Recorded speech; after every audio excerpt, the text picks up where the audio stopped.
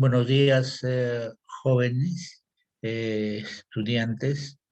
En este curso de semiología psiquiátrica y psiquiatría, la clase de hoy día tiene como tema la psicopatología de la conciencia y la atención, ¿no?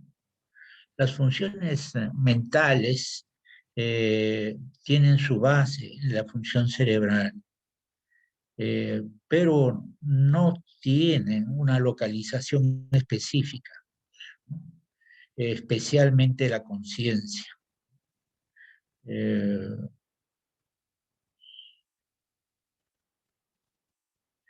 y de esto quiero hablarles en esta introducción, ¿no? Un enfoque desde la teoría de la complejidad sobre la conciencia, eh, que es una de las grandes perspectivas de las neurociencias sobre la conciencia. eh, Nos dice que el cerebro llega a producir la función mental cuando trabaja en redes, ¿no? En redes, eh, y como un todo, ¿no? Eh, ya se sabe, se plantea desde la teoría de la complejidad, ¿no? Que el todo es más que la suma de las partes, ¿no? Eh, y el todo adquiere cualidades emergentes. Funcionando como un todo, el cerebro llega a producir la conciencia, ¿no? Eh, y la conciencia es una cualidad emergente de la función de las partes. Eh, el cerebro produce entonces la función mental y ahí está la conciencia. Y al mismo tiempo la función mental eh, restringe a la función cerebral. ¿Cómo? Por ejemplo, eh, orientando la atención, focalizando la atención hacia un determinado aspecto de la realidad, o eh, tomando conciencia de que la situación requiere que nos comportamos de alguna manera. No solamente huir del peligro o enfrentar el peligro, sino que elaborar estrategias para conseguir buenos resultados a mediano o a largo plazo, por ejemplo. Entonces, para conseguir estos comportamientos con objetivos específicos, la función mental tiene que eh, inhibir algunos aspectos de la función cerebral. Por eso es que estamos ahora juntos nosotros, ¿no? Si no, de lo contrario, estaríamos en otro lugar haciendo otras cosas, ¿no? Y así como pasa con el cerebro, pasa con lo mental en un grupo. Un grupo social, eh, eh, las funciones mentales de un grupo social eh, consiguen que como cualidad emergente se produzca la cultura. Y esto se ha hecho a lo largo de la existencia del ser humano y de repente desde antes también. Pero también vamos a ver que la cultura restringe la función mental en los individuos del grupo, ¿no? Restringe porque eh, no todos, por ejemplo, tienen acceso a esta clase. Entonces, la cultura pone normas, pautas, ¿no? Y eh, en, un, ah, en una avenida donde hay un semáforo, la cultura crea una restricción de tal manera que pasan los de un lado y después pasan los de otro lado, por ejemplo. La cultura va restringiendo las funciones mentales de los individuos. ¿no? Esto es una de las manifestaciones de el enfoque eh, introductorios que estoy haciendo sobre de la teoría de la complejidad y la conciencia.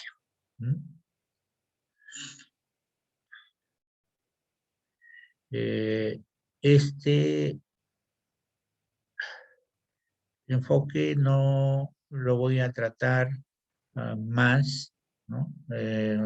Lo que estoy dándome cuenta es que no van a ver el título de las diapositivas.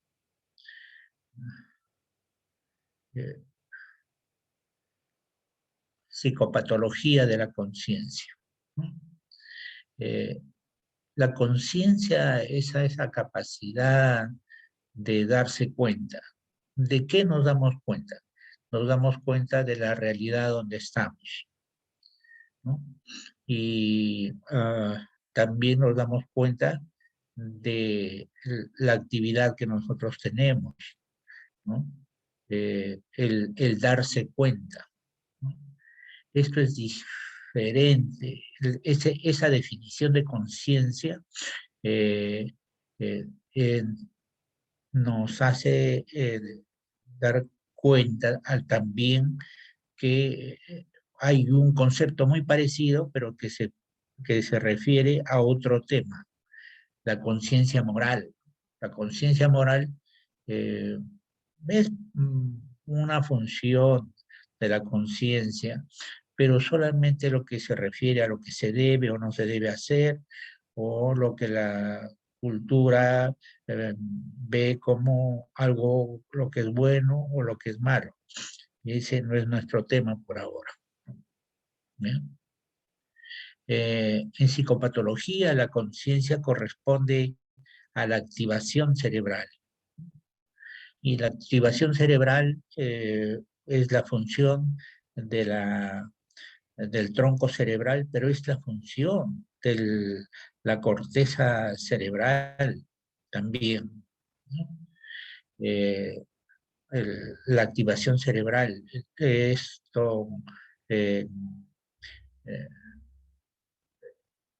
en el trabajo clínico a veces se llama sensorio. Cuando se hace un estudio de un paciente, se pone ahí paciente que está orientado en el tiempo y en el espacio, por ejemplo. Y se está hablando de esta activación cerebral, ¿no? Y otro aspecto de la conciencia es el estado que permite el darse cuenta, es la aprehensión, el darse cuenta del mundo que nos rodea y de uno mismo. Eh, los niños se dan cuenta, tienen una conciencia y inicialmente los niños no hacen una distinción entre lo que es uno mismo y lo que es el ambiente. Y a pocos van diferenciando lo que corresponde al ambiente y a lo que corresponde a él mismo. El uso del lenguaje le permite a él hacer esa distinción también.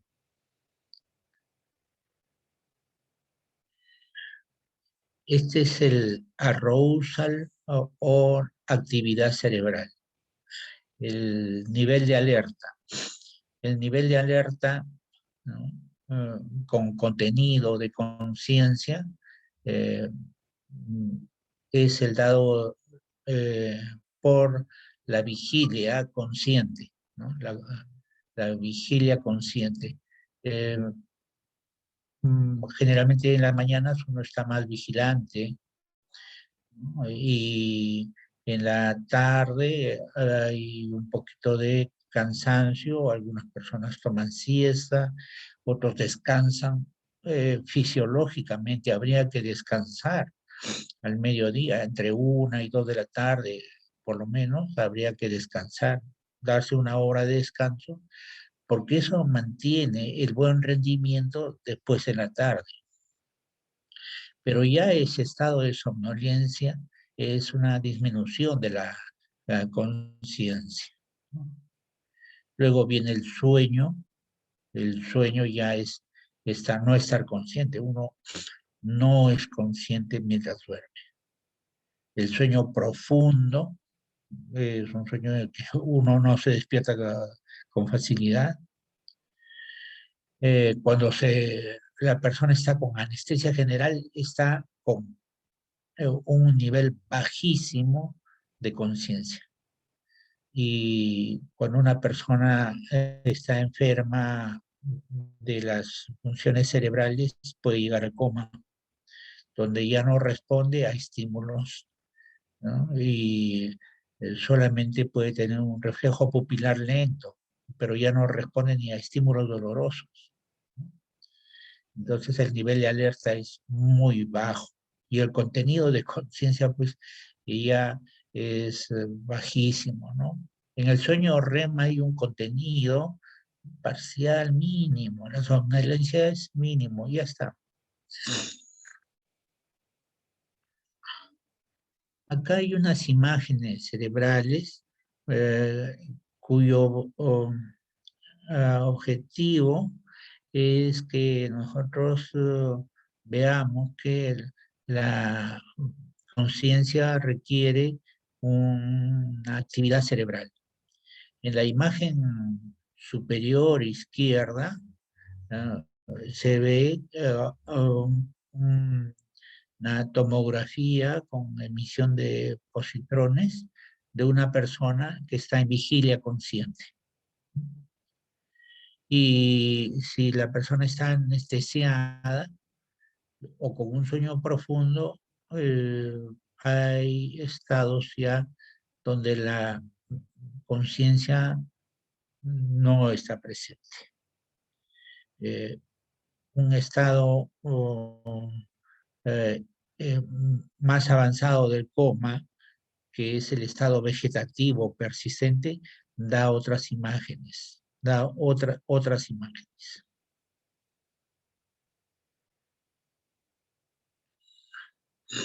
Eh, entonces, eh, redundando un poco, ¿no? Eh, la conciencia emerge desde la secuencia de sucesos neuronales de progresiva complejidad hacia grandes redes cerebrales, ¿no? Y esto es algo que se autorretroalimenta.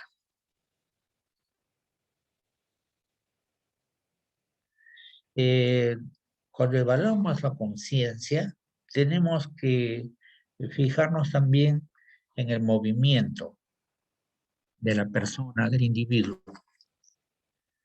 El, el movimiento puede estar ausente, ¿no? Eh, o la persona puede estar inquieta o puede estar agitada, ¿no? Y podemos ver si los movimientos están organizados o no, si está inquieto. Si está agitado, ya no está organizado, sus movimientos no son organizados. Entonces, las alteraciones de conciencia están, está disminuida, está muy disminuida o está ausente, ¿no? Está disminuida en la somnolencia, ¿no? Que es una forma de entorpecimiento de conciencia. Está muy disminuida en el sueño profundo, en el estupor.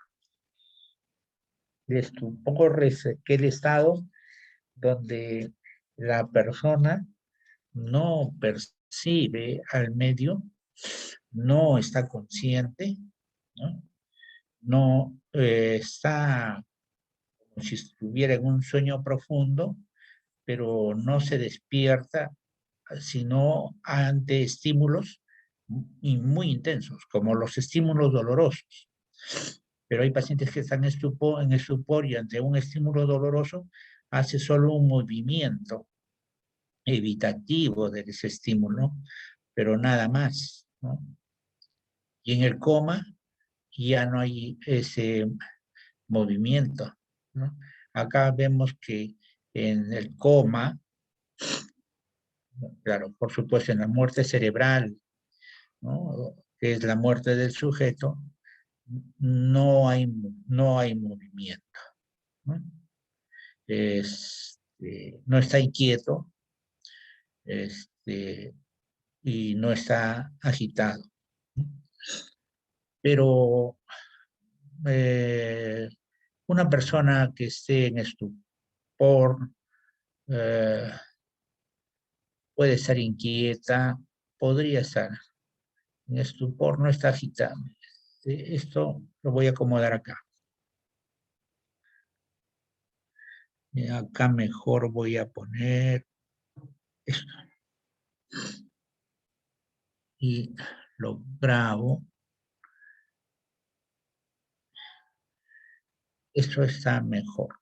En estupor podría estar inquieto, podría. Eh,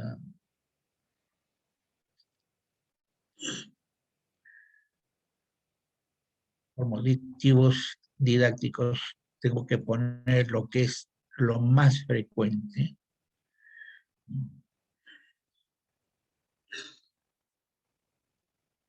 Está mejor ahí. Eh, en el sueño profundo una persona no va a estar inquieta ni agitada. En el entorpecimiento, sí. En un sueño mm, normal, en la fase de REM, pueden haber movimientos. Eso lo vamos a ver. ¿Por qué es indispensable ver si el, la patología de la conciencia está asociada o no con el movimiento? Porque eh, se pueden hacer diagnósticos precipitados, ¿no? Se puede pensar, como algunas veces he visto en el trabajo, o me han relatado en el trabajo del hospital, ¿no? Eh, que un paciente ha sido visto agitado, ¿no? Entonces se ha pensado que estaba psicótico y que había que sedar. Pero si un paciente está agitado, tenemos que ver si está con cómo está su conciencia, porque ¿qué tal si no es, si está con su conciencia normal? No hay que sedarlo, o hay que sedarlo sabiendo que puede ser un paciente psicótico. Pero si un paciente, por ejemplo, está agitado y tiene compromiso de conciencia, eso puede deberse a que está teniendo una hipoglicemia, un nivel bajo de hipoglicemia, puede cursar con, sin movimientos, puede estar inquieto o el paciente puede estar agitado. Entonces, un paciente con hipoglicemia agitado no debe recibir ningún sedante porque ya está con su conciencia comprometida, hipoglicemia más sedante, es prácticamente la muerte, ¿no? Y eso puede ser una iatrogenia. Este, y tenemos que estar al tanto de eso, ¿no?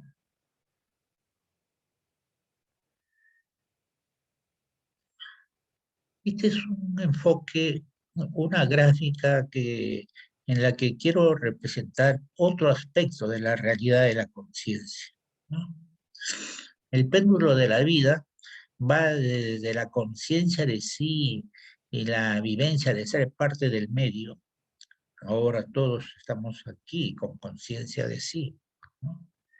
Y el reposo, que es la experiencia trofotrófica, en el momento en el cual vamos a descansar, vamos a de repente dormir un poco, ¿no? Eh, o en la noche cuando dormimos bastante y durante varias horas. Ese es el péndulo de la vida, la conciencia de sí y el reposo. que la experiencia tropotrófica, ¿no?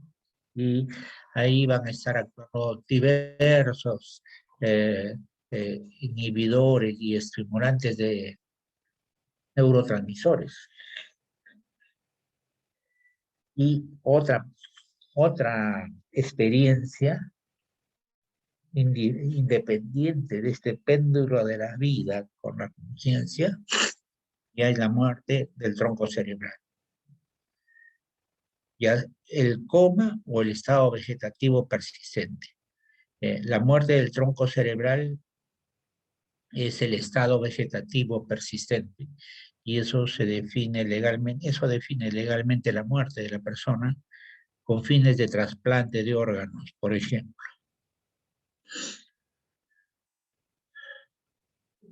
La conciencia como vigilia, el estado mental. Esto permite la aprehensión del mundo, el darse cuenta. Eh, Hablando de algunos aspectos de la conciencia, eh, podemos decir que lo normal es que la persona esté orientada en el tiempo, el espacio y la persona. Uno sepa en qué lugar está, qué hora es, dónde está y quién es. Eh,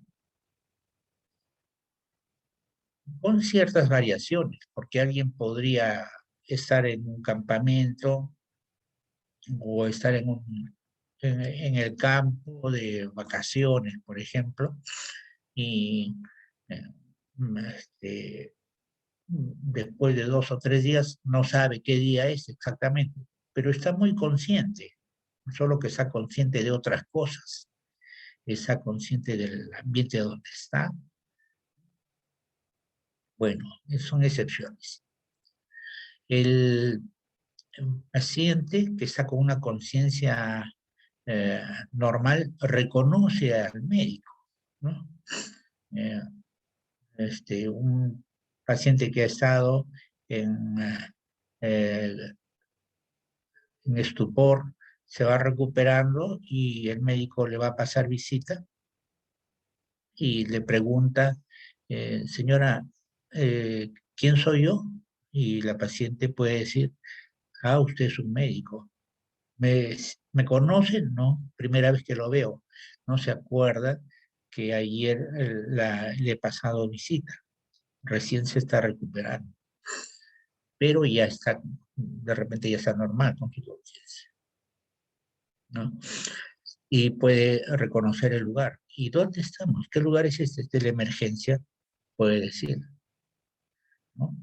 Y la circunstancia, ¿no? Está, ¿no? Es normal que una persona, cuando calcula la hora, pueda hacer un cálculo entre 2 horas más o 2 horas menos. Una persona que eh, está recuperando la conciencia, le preguntamos ahora, qué hora calcula que es? Y nos dice las 7 de la mañana, o nos puede decir las 10 de la mañana. Y eso es normal. Se calcula que 2 horas más o 2 horas menos vamos a considerar las normales.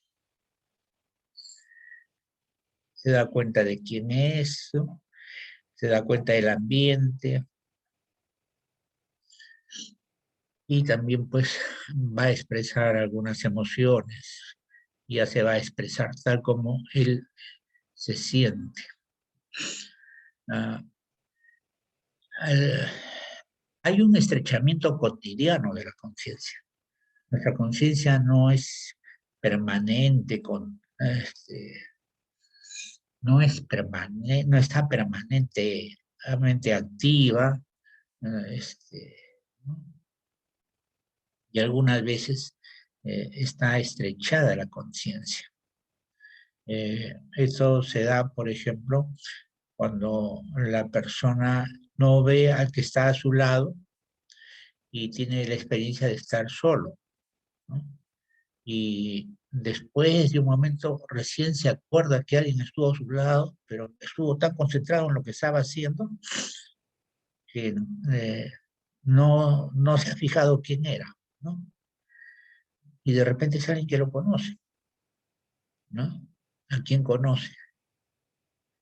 ¿No? En un cuento corto, la escritora Moore, en el cuento Demasiada Felicidad, cuenta a un personaje, habla de un personaje que es la protagonista, que le dice a una amiga que cuando está con su novio, dice, toda mi cabeza está ocupada por su presencia.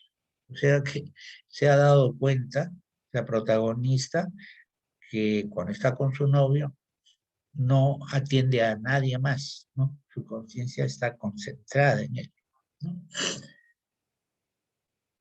Este, Otras personas dicen, no me di cuenta del tiempo que había pasado.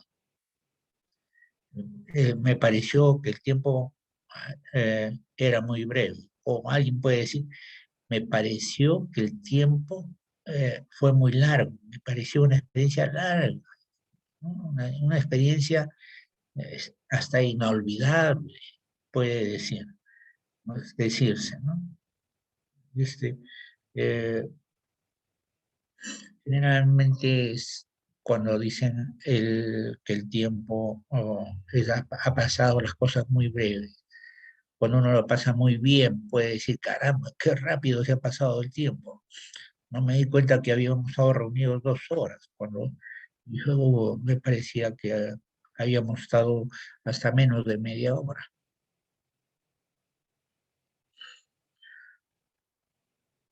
Ahora, eh, ¿qué formas distinguimos de patología de conciencia?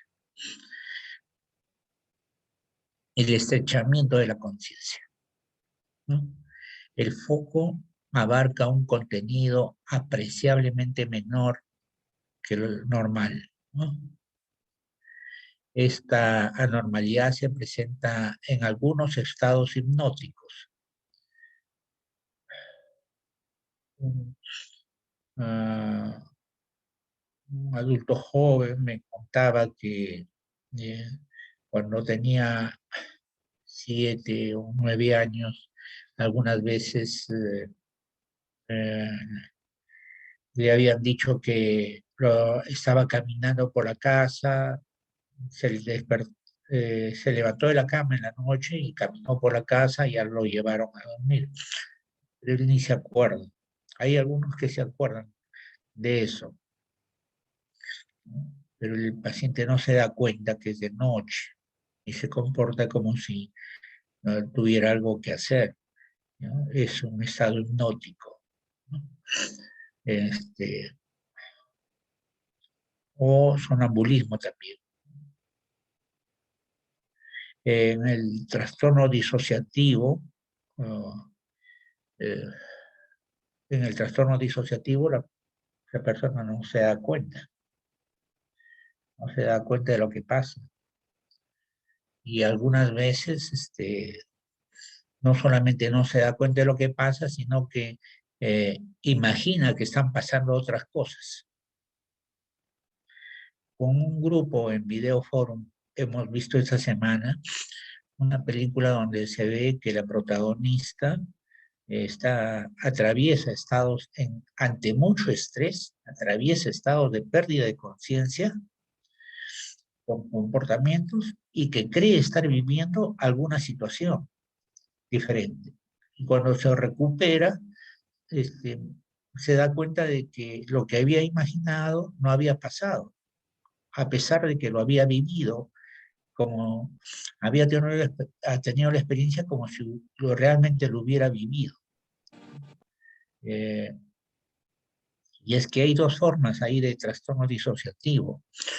Cuando la conciencia se pierde, eh, a veces el paciente se queda sin movimiento, y puede estar en un estado de estupor. Hasta un estado de estupor se puede llegar, sin movimiento. Pero otras veces la persona pierde la conciencia y tiene algunas experiencias que cree que han pasado, ¿no? O cree que están pasando. Son trastornos disociativos de conciencia. Eh, y la principal característica es la pérdida de conciencia. Eh, lo que vimos en la película El Cisne Negro fue que la protagonista atravesaba situaciones de mucho estrés y pierde la conciencia ante ese mucho estrés, ¿no? Eh, algunos especialistas consideran que esto se debe a que es una manera de protegerse del estrés. El estrés es tan intenso que al perder la conciencia ya puede comportarse de una manera, ¿no? O no vivir esa experiencia estresante. Otras veces ese desmayo evita que la persona eh, tenga la experiencia de vivir esa situación estresante. Eh, eh, algunos escritores han descrito esta situación bastante bien. Uno de los grandes escritores franceses es Flaubert, Gustave Flaubert, eh, escribe La Dama de las... Madame Bovary. Madame Bovary, y Madame Bovary presenta eh, un estado de pérdida de conciencia cuando escucha el caballo de su novio que se está yendo de la ciudad y él ya le había dicho que se iba de la ciudad y que iba a terminar con ella. Entonces ella, al escuchar, el caballo ya sabe que su novio se está yendo de la ciudad y se desmaya y se queda sin movimiento. Y el médico va, le examina y escucha el sonido del caballo, pero el médico no puede imaginarse que la paciente se ha desmayado porque el caballo es que la está estresando bastante a ella, a Emma Bovary. El caso de Emma Bovary es un caso bien descrito en esa situación de pérdida de conciencia sin movimiento, ¿no? Y de un estado disociativo sin movimiento. ¿Eh? Y la experiencia del, eh, eh, de la protagonista en la película El Cisne Negro es un buen ejemplo de pérdida de conciencia con movimiento, ¿no? Con movimiento, un estado de inquietud y con actividades eh, ella cree que están pasando y son estados disociativos, ¿no? Este, en este caso, lo que podemos, lo que yo puedo decir es que eh, uh, la persona ha perdido la conciencia. En un caso, en el Emma Bovary, es un estupor hasta ese nivel, ¿no? Y en el otro lado es un estado de compromiso de conciencia, un entorpecimiento de conciencia con actividad psicomotriz agitada quizás, ¿no? Deben haber algunos movimientos ahí organizados, pero otros movimientos desorganizados. eh, el estrechamiento de la conciencia, volviendo a eso, la persona toma en cuenta algunos aspectos de la realidad y no advierte lo demás, ¿no? Cuando eh, pasa en algunas parálisis o en unas pérdidas de la sensibilidad de origen psicógeno o de origen neurológico, hay un estrechamiento de la conciencia y en neuropsiquiatría eso se denomina como negligencia. La persona no se da cuenta que tiene paralizada medio cuerpo o que ha perdido la visión de la mitad de la visión, ¿no? Eh, el extremo de la estrechamiento de la conciencia se da en las lesiones del cuerpo calloso, una rotura o cuando por motivos médicos se ha operado eh, el cuerpo calloso, seccionándolo entre dos, entonces el funcionamiento del hemisferio derecho es independiente del hemisferio izquierdo, de la corteza izquierda. Y cuando la persona está consciente de uno de sus hemisferios, no está consciente del otro de los hemisferios. Es un grave estrechamiento de la conciencia, pero el paciente no se da cuenta. El médico es el que se da cuenta, pero el paciente no se da cuenta.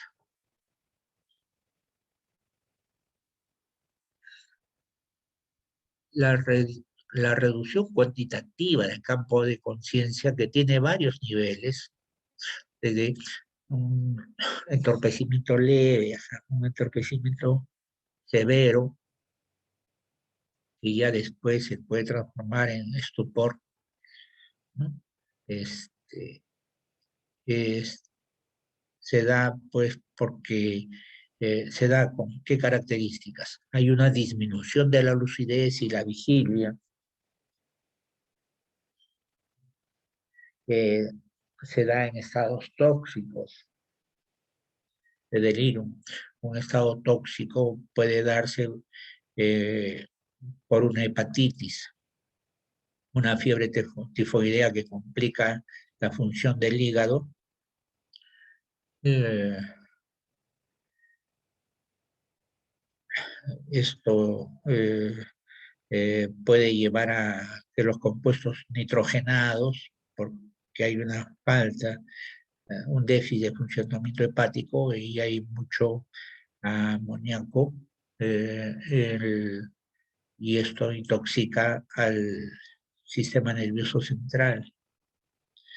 Los estados de uremia también, una insuficiencia renal cursa con una urea elevada, más de 40 miligramos por 100 mililitros en suero, y esa uremia puede producir un entorpecimiento de conciencia. Entonces podemos ver a un paciente eh, eh, como si estuviera atontado, ¿no? Así lo vemos. Es un entorpecimiento de conciencia. ¿Y cómo camina una persona así?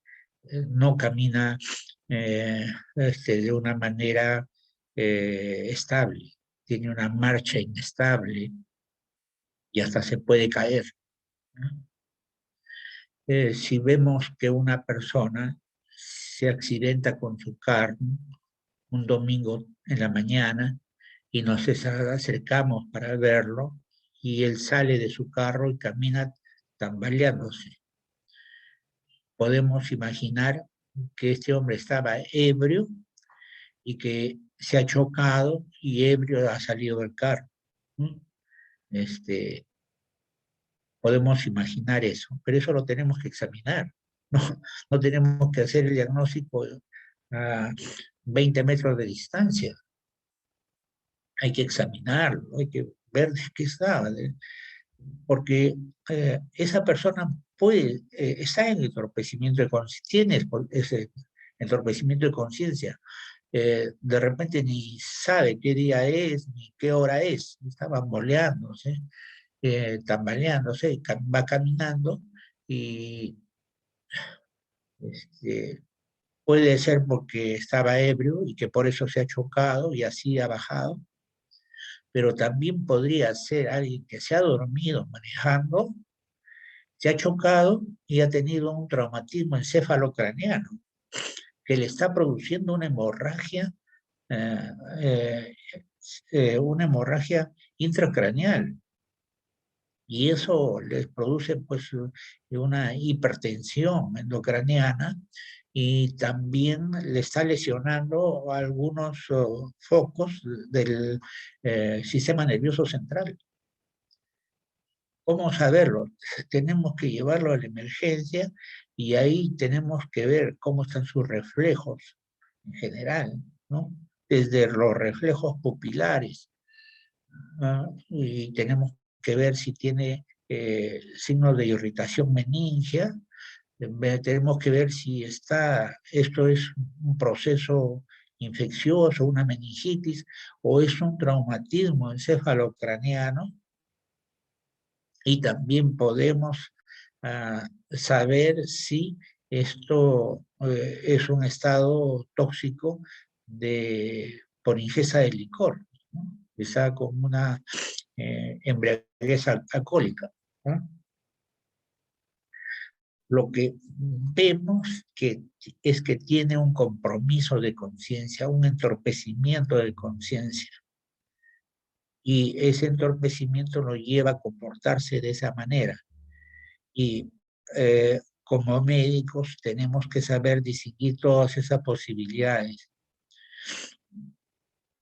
Si yo precipitadamente lo veo, ¿no? 7 de la mañana, ha habido una fiesta en ese lado de la ciudad, y viene, choca, sale, camina tambaleándose, yo digo, está ebrio, nada más, no le hago caso, estoy perdiendo minutos valiosísimos para recuperar al paciente si es que tuviera un traumatismo encefalocraneano. Entonces, hay que examinar a estos pacientes. Eh,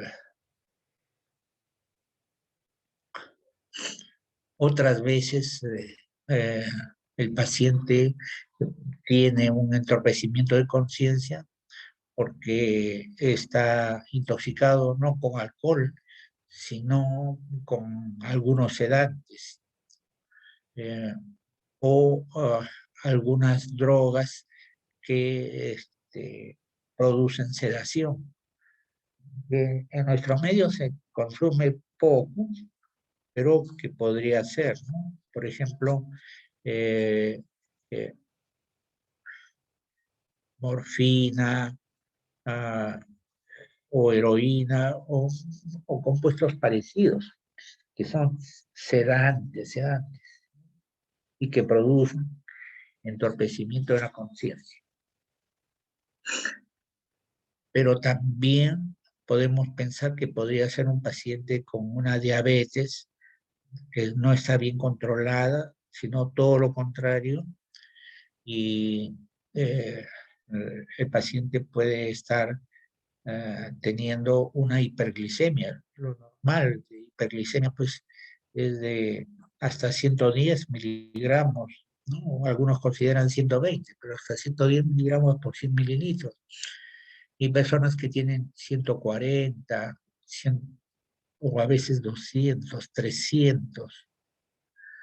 En una oportunidad vi una paciente que tenía 600 miligramos de cosa, altísima. Y claro, la paciente estaba con un entorpecimiento de la conciencia y respondía desde ese estado, ¿no? Sus movimientos estaban descoordinados, tenían que atarla a la cama y no se le puede aplicar ningún sedante porque le complicamos la vida a, a la persona, ¿no? Sino lo que hay que hacer es administrarle insulina para bajar su nivel de glicemia. y después ver los otros tóxicos, ¿no? Los cuerpos cetónicos propios de una diabetes están intoxicando también al sistema nervioso central. Cuando ella vaya mejorando de este cuadro clínico de hiperglicemia, va a ir recuperando la conciencia, ¿no? Eh, en las encefalitis, eh, hace muy pocos años, me llamaron a ver a un paciente en el hospital, ¿no? Llamaron a psiquiatría, fui yo, un joven paciente, y que querían que lo evalúe porque era decían, un chico malcriado, un jovencito de 18 años, ¿no? Que era un malcriado en la mañana, lo ha traído ayer y hoy en la mañana le pone la bandeja con el desayuno y él tiró el desayuno al piso. Además, está prohibido caminar por el hospital y él se había ido a caminar por el hospital. Cuando lo vi, le tomo pues los datos de filiación rápido para ver cómo están. Le pregunto por el tiempo, la hora, está un poquito desorientado en el tiempo. Sus respuestas son lentas, no son precisas tampoco. Y encontré en el examen físico que tenía un poquito de rigidez de nuca. Alguien podría decir no, y que no era, ¿no? Pero por la experiencia sé que tiene una rigidez de nuca muy leve y sus reflejos pupilares estaban lentos, ¿no? También, no me, bueno, eso era lo básico, ¿no? Este paciente tenía todas las características de estar con una encefalitis que recién está dando esas manifestaciones neurológicas. No es un joven, no es un chico malcriado. No había votado, probablemente, porque ¿no? Lo más probable es que no haya botado el desayuno, sino que tenía torpeza motora y se le cayó. Y no es que sea un chico malcriado que se va a deambular por el hospital, es alguien que está desorientado y en ese estado de confusión está caminando por uno u otro lado para ver dónde está, ¿no? Si está en un ambiente que conoce o no. Entonces, hay que tomar medidas urgentes. Este paciente hay que hacer una punción lumbar, un cultivo, eh, este, si para buscar algunas bacterias o estudios que puedan descartar, pues hay algunos hongos que producen una encefalitis o un virus, ¿no? El herpes el herpes zóster, el herpes puede producir una encefalitis viral. Son enfermedades poco frecuentes, pero eh, son posibilidades que hay que tener en cuenta al examinar la conciencia, ¿no? Entonces, claro, yo examino, hago un examen completo del paciente, una evaluación que me toma tiempo, no la puedo hacer tan rápidamente, y si encuentro un compromiso de conciencia, tengo que buscar otras cosas más, ¿no?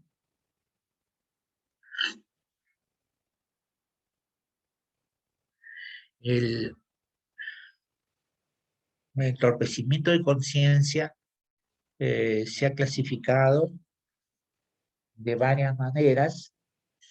Esta es la clasificación que me parece que es la más práctica, ¿no? Un leve entorpecimiento de conciencia, que el paciente está parcialmente desorientado, eh, no se orienta tan bien, pero se demora, lo consigue, está en un embotamiento de conciencia. Pero si no se orienta, entorpecimiento de conciencia puede ser llamado somnolencia, pero también lo podemos llamar entorpecimiento de conciencia, nada más, ¿no?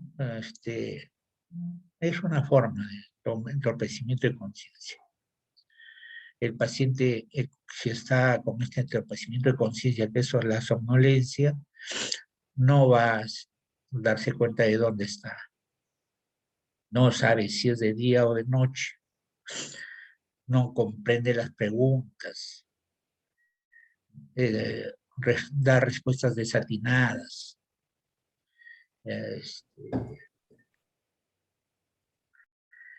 Y requiere ayuda para alimentarse, porque no lo va a poder hacer solo.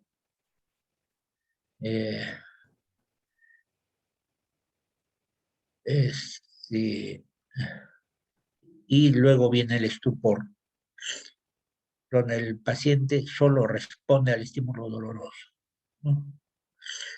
Está sin movimiento. Ustedes han visto que ahora he hecho un cambio, ¿no? En las imágenes. Es una cosa didáctica. Esto de sin movimiento, hay pacientes con un estupor especial. Hay una excepción acá, el estupor catatónico. El estupor catatónico tiene estados de agitación, pero después pasa a estupor sin movimiento. Es la única excepción que conozco, ¿no? El paciente en estupor está a punto de morirse, está a punto de entrar en coma, y tenemos que saber a qué se debe. Claro, el paciente puede estar en estupor, lo que a veces se llamaba el estupor histérico, un estupor histriónico, ¿no? Pero también el paciente puede estar en un estupor catatónico, que es una enfermedad rara. Antes se consideraba una forma de esquizofrenia. Ahora las clasificaciones ponen a la catatonía como una enfermedad del espectro esquizofrénico, pero no esquizofrenia. Y hay las otras formas de estupor, son por diversas lesiones cerebrales, que producen estupor. Y el cerebro, el sistema nervioso central, es un órgano muy delicado. Y muchas veces tenemos que descartar las formas eh, infecciosas, traumáticas, hemorrágicas, isquémicas. Ahora, con la enfermedad de COVID-19, se están describiendo casos de afecciones neuropsiquiátricas. Y dentro de las afecciones neuropsiquiátricas se encuentran las isquemias y las hemorragias. Y además la encefalitis. Eh, este, y eso puede producir embotamiento, somnolencia, estupor y coma, ¿no? Y la muerte, ¿no? También la muerte, ¿no? Entonces tenemos que estar al tanto de la conciencia.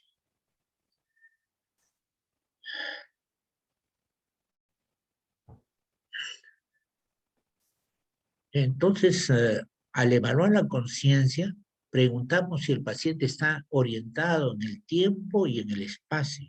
Y vamos a darnos cuenta si está orientado con respecto a sí mismo también, ¿no? Porque hay trastornos en los que el paciente no está orientado con respecto a sí mismo, no sabe exactamente quién es, ¿no? O si tiene algo que está funcionando mal, no lo vas a ver. Y, pero tenemos que distinguir si la desorientación es por compromiso de conciencia o si es una desorientación por otro motivo.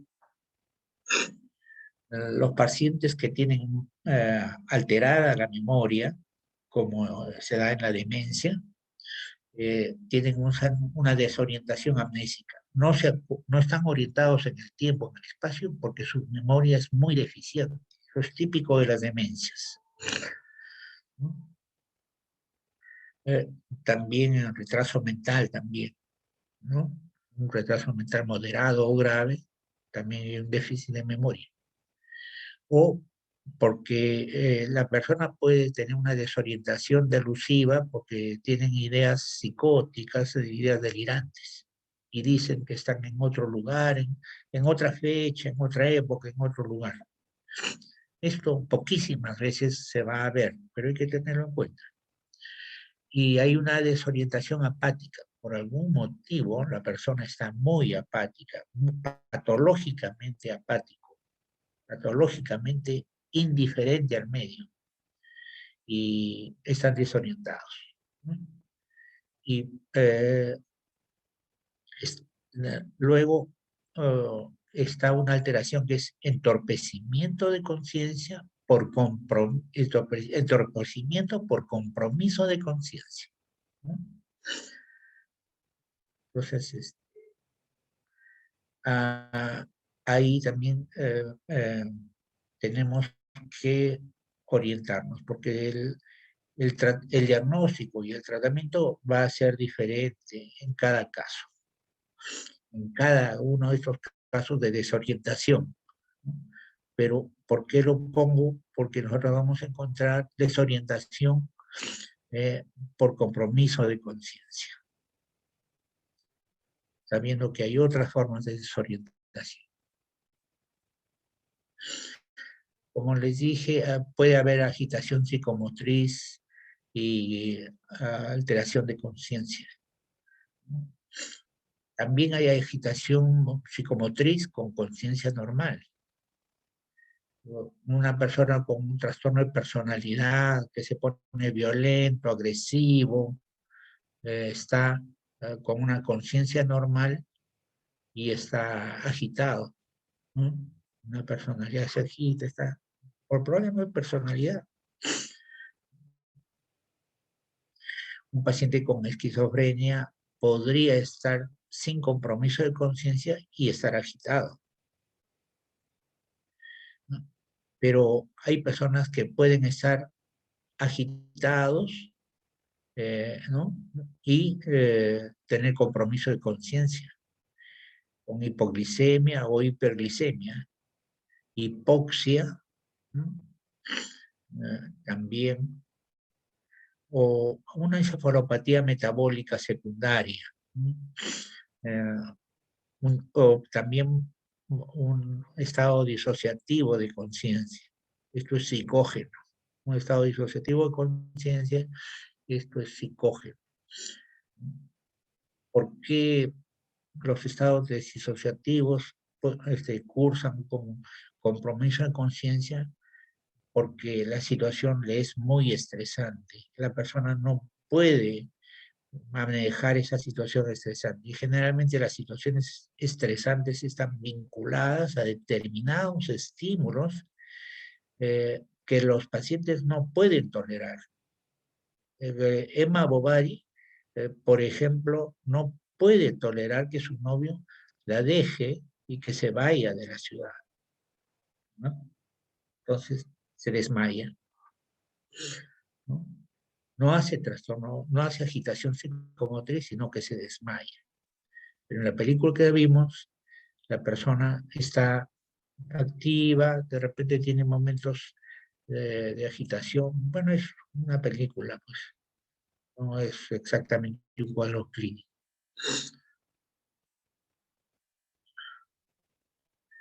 Eh, Aquí estoy poniendo algunas situaciones clínicas que afectan a la conciencia, ¿no? La lesión del tronco cerebral eh, cursa con miosis y tiene alto riesgo de muerte. Si encontramos un paciente que está en coma, va a estar con miosis generalmente. Y si vemos que empieza a tener midriasis es porque se está muriendo. Algo tenemos que hacer. Ver que sus pulmones trabajen bien, sus riñones trabajen bien, su corazón esté bombeando bien. Entonces, si mejoramos esas funciones, eh, vamos a poder a, a tomar medidas terapéuticas. Eh, bueno, ya he hablado de eso, ¿no? Ver, pues, qué está tóxico, le falta glucosa, le falta oxígeno, ¿no? Este, ¿Qué está pasando? ¿No?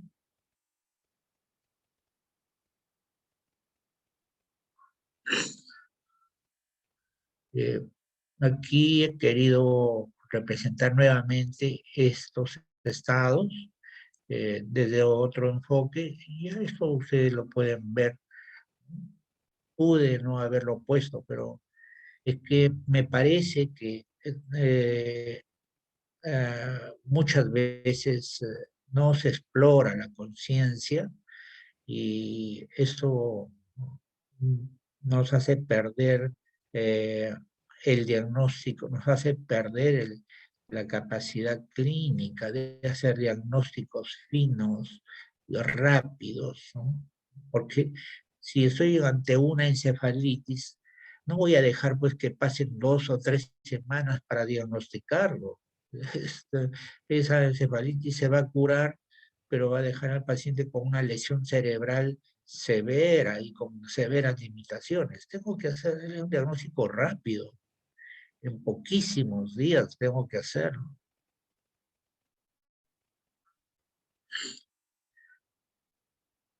Y la otra parte de la clase es la atención.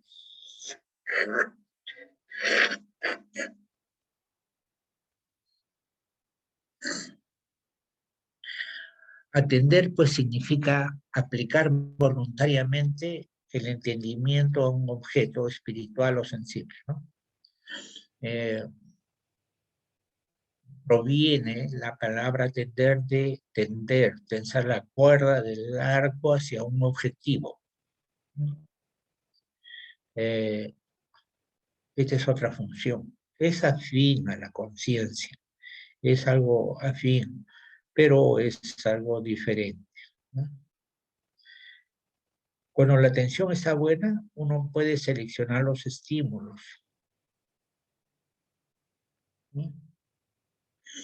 Y, este, y de acuerdo a eso, uno hace comportamientos, ¿no? Este, una atención normal nos permite concentrarnos en lo que estamos leyendo, por ejemplo. Eh, este, Nos permite concentrarnos en lo que estamos escuchando, si escuchamos una conferencia, por ejemplo, o atendemos a la conversación, cómo está la atención del paciente, cómo la averiguamos en la conversación que hacemos. Le pregunto al paciente, ¿cómo se llama usted tal? Su fecha de nacimiento es tal. ¿Sabe el año en que estamos? ¿El mes en que estamos? ¿Qué día es hoy? ¿Qué hora del día calcula usted que es? Está atento. Está dando respuestas directas también, ¿no? Eh, Aquí nos damos cuenta pues que atención y conciencia están muy entrelazadas. Pero hay personas que no atienden. Entonces le pregunto a alguien que está a mi lado por tal cosa y me dice, ¿qué? Y entonces le tengo que volver a preguntar. Y cuando le vuelvo a preguntar, ya recién me contesta. Quiere decir que no me estaba atendiendo. Estaba frente a mí, ¿no? Estamos comiendo, estamos tomando algo, ¿no? Y le hago una pregunta, pero no me estaba atendiendo. El hecho de que alguien esté a mi lado, que a veces me mira, no quiere decir que me esté atendiendo. Puede estar abstraído o atendiendo a otras cosas. Eh,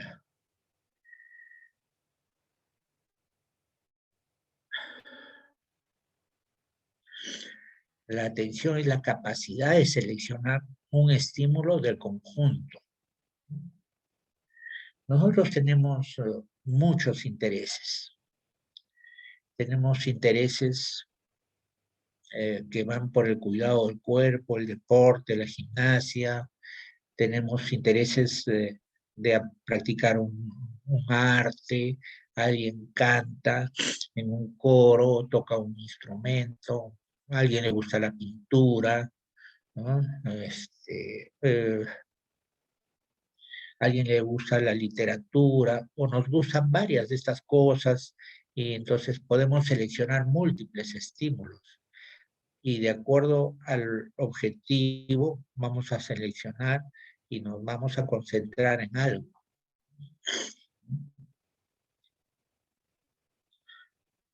Pero algunas personas no son capaces de dirigir la atención de esta manera. Entonces son dificultades o trastornos de la atención. La atención está muy vinculada también a la voluntad, porque nosotros voluntariamente dirigimos la atención a uno u otro objeto y seleccionamos estímulos voluntariamente. La atención influye en organizar la memoria, ¿no? Y también influye en las respuestas pertinentes a lo atendido. Ahora, cada uno tiene sus propios estímulos externos. Yo estoy en un lugar donde está nublado y hay muy poca luz ambiental y tengo la luz de mi sala encendida, ¿no? Porque hay muchas nubes y las nubes están un poco oscuras. Además, ha estado lloviendo las últimas 3 horas, lloviendo un poco. Este, eh, pero no le he prestado atención a eso, nada más que ahorita que estoy hablando de esto. Le he estado prestando atención al tema del cual tengo que hablar, ¿no? Y he estado buscando en mis recuerdos clínicos ejemplos de casos clínicos de trastornos de conciencia. Ahora tengo que buscar recuerdos de experiencias clínicas de trastornos de atención o de la manera de explorar la atención. Entonces, pues, la atención está relacionada, además de la conciencia, a la voluntad. La atención influye mucho con la memoria, porque si uno no atiende, no se va a acordar, ¿no? Si yo me alisto para salir, eh, esto es en tiempos prepandémicos, me alisto para salir, supongamos, me voy a la universidad, voy a dictar clase, me alisto para salir, y cuando estoy saliendo, mi esposa puede decirme, este, a la hora que llegas, hay un mercado acá a 2 cuadras y tráete 1 kilo de manzana. Entonces yo le puedo decir que sí, automáticamente, pero ya estoy saliendo. Y después ni me acuerdo. ¿Y por qué? Porque no atendí a eso. Ya es un mal momento para darme un encargo cuando estoy saliendo concentrado en lo que tengo que hacer. Sería más práctico que me den un papelito y me dijo que me diga, aquí te estoy pidiendo un favor, antes de llegar a la casa tráeme esto, ¿no? Este, la memoria, pues, alguien puede decir, no me acuerdo de la clase tal, ¿no? ¿Cuándo fue eso? Me han dicho, eso fue pues la semana pasada, tal hora. ¿No? ¿Y por qué no te acuerdas? Es que quedé dormido, estaba ahí, pues, estaba tan cansado que me dormí. Y así no atendió, no se puede acordar. Eso nos pasa a todos. Si no atendemos, no nos vamos a acordar, ¿no? Y también está relacionado con la acción, porque uno atiende a las cosas y de acuerdo a eso eh, tomo una decisión. Voy a cruzar una calle, tengo que fijarme si vienen carros o no, si hay semáforos o no, la velocidad de los carros, la amplitud de la pista, ¿no? Ver el cambio de los semáforos y cruzar en un determinado momento. Este, eh, y todo eso lo tengo que atender y estoy concentrado en eso, ¿no? En una oportunidad iba a cruzar una calle bien congestionada y que tenía bastante tránsito cerca de mi casa. Y hice todo ese cálculo y a la hora que pone la luz verde, todo un grupo de gente vamos a cruzar la vereda, la pista en una y otra dirección. Y casi a la mitad del cruce, la hija de un paciente me saluda. Doctor, buenos días. Qué gusto de verlo. Señora, hasta luego. Quiero hablarle de mi papá. Señora, tiene que escribirme un mensaje para hablar y de repente en la noche podemos hablar un poco de eso. Pero quiero hablarle ahorita, señor, estamos cruzando la calle. ¿Cómo va a ser eso? Yo estoy atendiendo a la tarea que voy a hacer. Tengo que cruzar la calle, ¿no? Pero posiblemente la hija de la paciente, al verme, vio que esa era la oportunidad de hablarme de su papá, pero no estuvo atendiendo bien al cruce, porque ella podría haberse quedado donde estaba si yo hubiera cruzado la calle y estado en la otra vereda, ella podría haber conversado conmigo un poquito más, 1 minuto, 2 minutos. De repente nada más, le doy mi teléfono eh, y después ya hablamos en otro momento, ¿no? Entonces la acción, ¿no? Está vinculada a la atención. La atención es una función importante, ¿no? Ahora, cuando nosotros hacemos algo, siempre dejamos de hacer otras cosas. No hay nada que hacer, ¿no? Si decido estudiar medicina, no puedo estudiar filosofía. O si tengo el día del sábado tarde, en la tarde, lo tengo libre, puedo decidir hacer un deporte o irme a una academia de pintura, ¿no? Como hice durante 3 años. Durante 3 años me fui a una academia de pintura los sábados en la tarde. Es algo este, algunos de mis hermanos no se dieron cuenta, no se dieron cuenta porque me buscaban a esa hora y no entendían que yo tenía que hacer algo. ¿A dónde vas? A la Academia de Pintura. Pero ya otro día irás. No, le digo, es que estoy en una academia, estoy aprendiendo a pintar, ¿no? Eh, o si estoy haciendo un trabajo de mi profesión, sé que al mismo tiempo puedo hacer otras cosas, pero no las hago, porque quiero hacer lo que estoy haciendo, quiero hacerlo bien concentrado. Eh, las respuestas, ¿no? Las respuestas de la atención, ¿no? O a la atención promueven una estrategia de vida. En realidad es hasta un estilo de vida, porque cada uno hace un estilo de vida según a lo que le da prioridad en su atención. Y ahí que la atención promueve, pues, la conducta. ¿Y qué quiere decir promover? Promueve una conducta, promueven una intención, un intento y el logro de los objetivos, ¿no? Tenemos la intención de hacer algo, lo intentamos y de repente no lo logramos al primer intento ni al segundo intento, sino al tercer intento.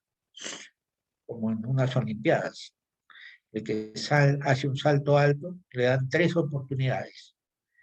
Y en las Olimpiadas da igual que uno salte al primer intento, al segundo o al tercer intento.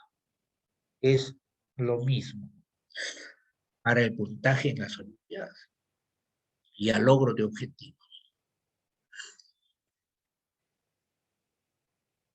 Principales características de la atención.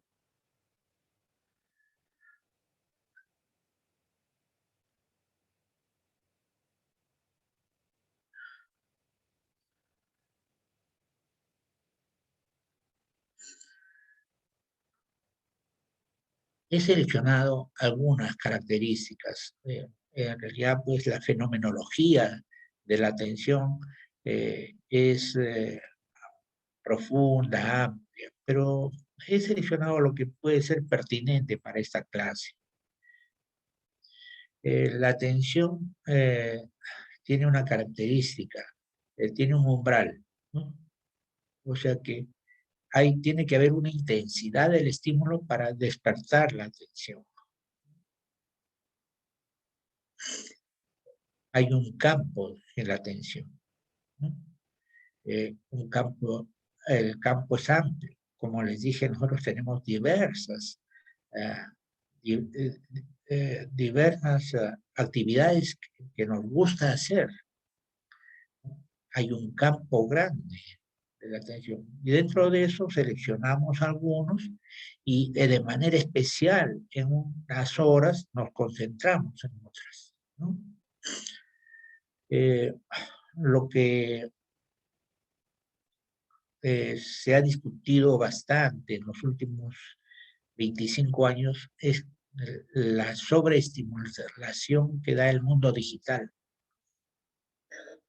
Esto se puede ver muy bien cuando se trabaja con la computadora, porque en la computadora se pueden abrir varias ventanas. Y si entro a buscar algún artículo, además voy a recibir propaganda y tengo que estarla rechazando. Hay una sobreestimulación y entonces el rendimiento va a ser menor. Se sabe que el rendimiento es mucho menor, 35% menos, 50% menos, 60% menos de concentración en un tema, si es que uno se deja invadir por el mundo digital. Entonces, tan distraíble es el mundo digital que algunas personas, por ejemplo, cuando están en un almuerzo eh, con su familia o sus amigos, están tomando fotos a la comida y enviándola a otros amigos y a otros familiares, ¿no? Inclusive que están en otros países. Pero entonces no están atendiendo a la conversación. Es muy frustrante para mí estar en un almuerzo, por ejemplo, y en vez de conversar entre nosotros, algunos están escribiendo mensajes a otros. O sea, estamos reunidos, pero no vamos a conversar entre nosotros. Es como si todos estuviéramos sentados y cada uno estuviera leyendo su periódico, o su propia revista, o su propio libro. Hay una sobreestimulación. Eh, Esto está bien estudiado, ¿verdad? La concentración, el rendimiento disminuye. El foco de la atención es el estímulo al que se dirige, ¿no? Y la concentración de la atención es la profundidad, en duración y también duración, ¿no? Y con poca fatiga en lo que se está atendiendo. Generalmente quienes trabajamos eh, en ámbitos académicos o científicos, o, o trabajamos en ámbitos eh, tecnológicos de precisión, tenemos entrenada la atención para que sea profunda y durable. Y también otra característica importante de la atención es la flexibilidad. Porque, claro, vamos a concentrarnos en algo, pero puede haber una situación imprevista y que tenemos que prestarle atención.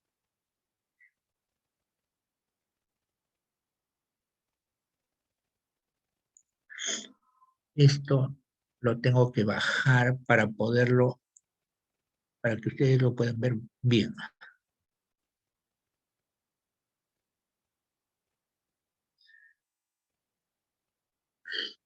Anormalidades de la atención, ¿no?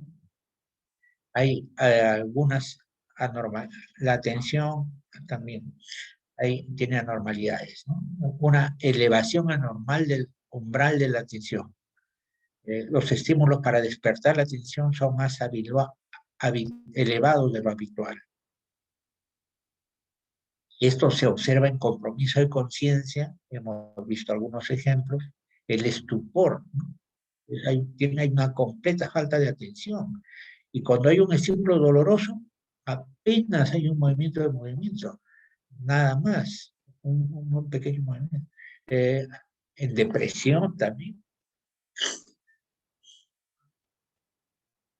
Eh, Esquizofrenia, síndromes que cursan con lo abstraído que puede ser una persona, como son los rasgos esquizoides. Otra anormalidad de la atención es la indiferencia anormal. Eh, la persona es indiferente, no atiende, no atiende. No solamente es que se tiene que haber un umbral, sino aún superado lo que puede considerarse un umbral para otras personas, la persona permanece anormal, con una indiferencia normal. Esto es lo que vio hace 60 años un especialista en psiquiatría infantil y describió el cuadro del autismo.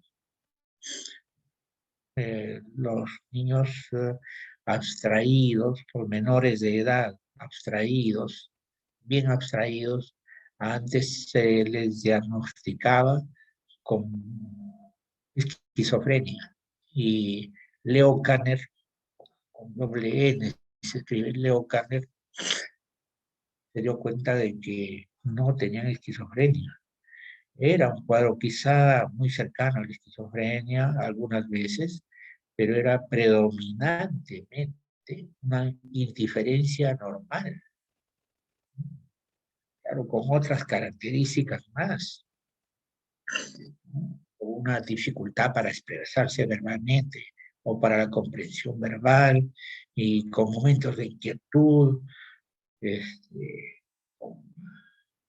y gran inquietud, ¿no? Y él describió el cuadro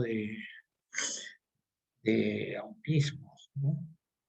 Y eso ha sido cerca de la mitad del siglo XX.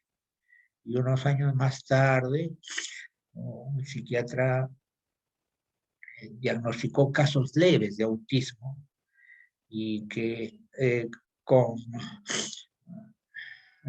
menores de edad y jóvenes que tenían casos leves de autismo y que algunos de ellos tenían gran rendimiento intelectual, ¿no?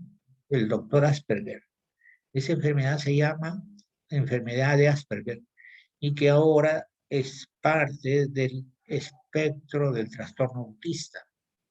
El autismo que describió Leo Kanner y las formas especiales, leves de autismo, el síndrome de Asperger. Una enfermedad que extrañamente cada vez es más frecuente en el mundo, cada vez es más frecuente.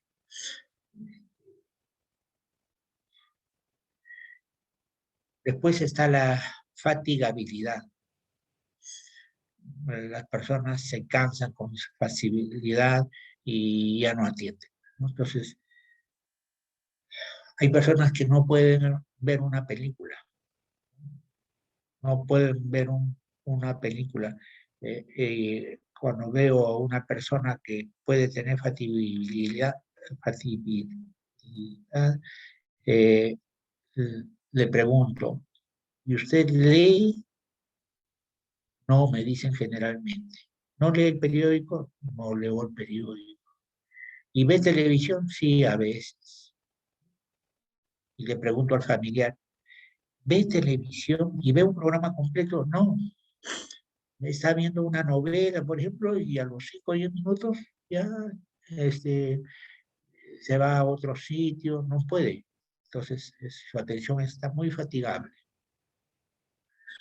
Esto lo encuentro en, por ejemplo, en el deterioro cognitivo leve.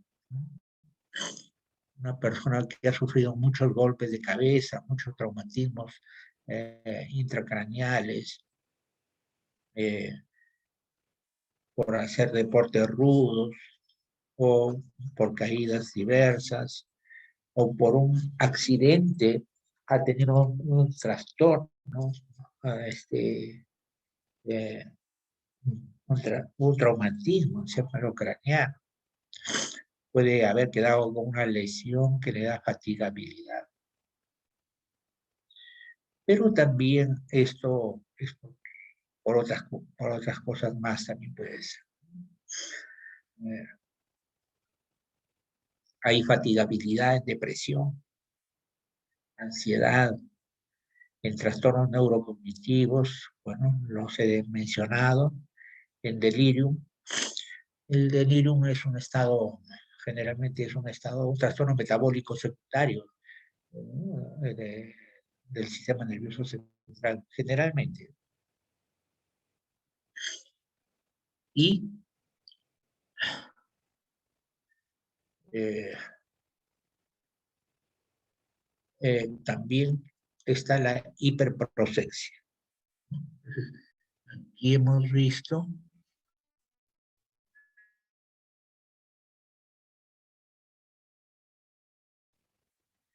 y aquí vemos, un momentito, tres formas de la atención, y aquí vemos una cuarta forma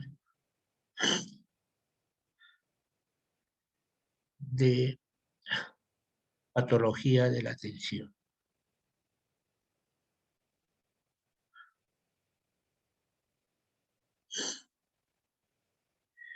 Es la hiperprosexia. O sea que alguien está demasiado concentrado en un tema, ¿no? Este, no. Por ejemplo, a alguien lo han asaltado, ¿no?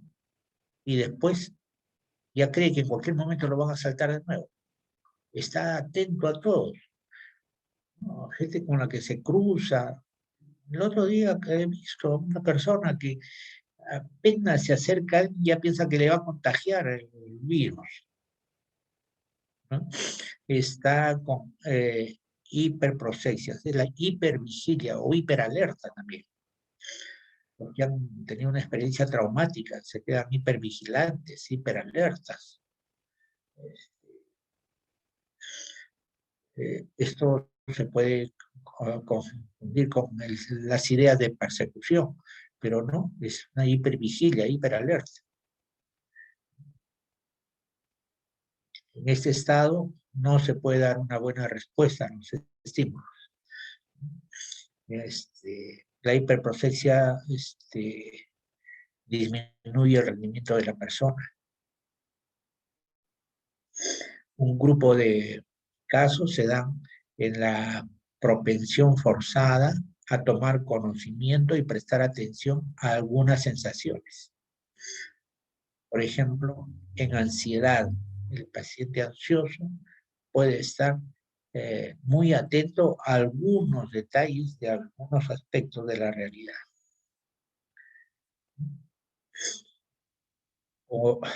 El paciente con depresión no tiene una atención libre, no es libre para atención, porque la depresión le quita libertad a la persona, en el sentido de que eh, no es libre para atender a diversas cosas. El paciente que está con depresión está pensando en el problema que tuvo o el problema que tiene, está pensando solo en lo peor, en el pesimismo. Ya cuando el paciente se recupera de la depresión, recupera la libertad de pensar, la libertad para poder atender a lo que a sus propios intereses lo llevan, ¿no? Entonces, el paciente con depresión, ¿verdad?, pierde la libertad de pensar, pierde la libertad de atender. El paciente con eh, trastorno obsesivo compulsivo está muy concentrado en lo que es la idea fija. Eh, se da cuenta el paciente que esa idea fija es irracional, ya se lavó las manos, sus manos están limpias, pero tiene que lavarse 5 o 10 veces más para quedarse tranquilo. Eso, y no puede dejar de pensar en eso. Es una hiperprosexia ahí, ¿no? Otro grupo de síntomas eh, que o de situaciones clínicas que producen hiperprosexia. eh, si es sin temor, por ejemplo, el episodio maníaco puede estar eh, concentrado en algo muy definido. Algunas veces, ¿ah? O el consumo de estimulantes, puede ser. Cuando alguien ha tenido un ataque de pánico, se queda muy concentrado en cómo está su cuerpo, si tiene palpitaciones o no, se queda muy atento a lo que pasa con su propio cuerpo. Bueno, el trastorno de estrés postraumático pues cursa con hipervigilia o hiperalerta. Hay una hiperprosexia y esto es ya excesivo. Uno tiene que pensar en otras cosas, concentrarse en otras cosas. Eh, de manera especial, le pongo un color especial para distinguir acá el dolor crónico. El dolor crónico es una patología eh, cada vez más frecuente, porque también las personas no se dan cuenta que están contrayendo sus músculos y las personas no saben caminar. Lo que las personas tendrían que aprender es aprender a caminar. Eh, Cuando uno camina, tendría que caminar pues moviendo los brazos, moviendo los pies, teniendo el tronco erguido, los hombros un poco levantados y para atrás, y es un caminar fisiológico, ¿no? ¿Cómo camina la gente? Agachada, encorvada y mirando a su celular. Eso no es una caminata fisiológica. Y eso produce dolores crónicos de cabeza, de cuello, de espalda, ¿no? Este, hay mucha gente que tiene dolor crónico por otros motivos también. Hay otros motivos. Entonces, ¿y cuándo duele más una herida, una lesión o una inflamación? Duele más cuando uno está más concentrado en eso. Hay estudios donde se maneja el dolor haciendo que la persona se concentre en otras cosas, se concentre al ver un paisaje, ¿no?, al ver una puesta de sol, se concentre en su propia respiración profunda, en el estiramiento muscular que vaya a hacer. Entonces, si la persona aprende a concentrarse en otras cosas, el dolor va a disminuir. Y cuando la persona a la que se le va a poner una inyección está concentrada en el tamaño de la aguja y el líquido que se le va a poner, entonces el dolor es mayor, ¿no? Si la persona en ese momento estuviera concentrada en otras cosas, mirando a otro lado, el dolor, ¿no?, sería mucho menor o a veces imperceptible. Cuando se hace deporte, hay mucha gente que está concentrada en el deporte mismo, en el objetivo del deporte, y después se dan cuenta que se han golpeado algo, pero que no sintieron dolor. ¿Cómo puede explicarse esto?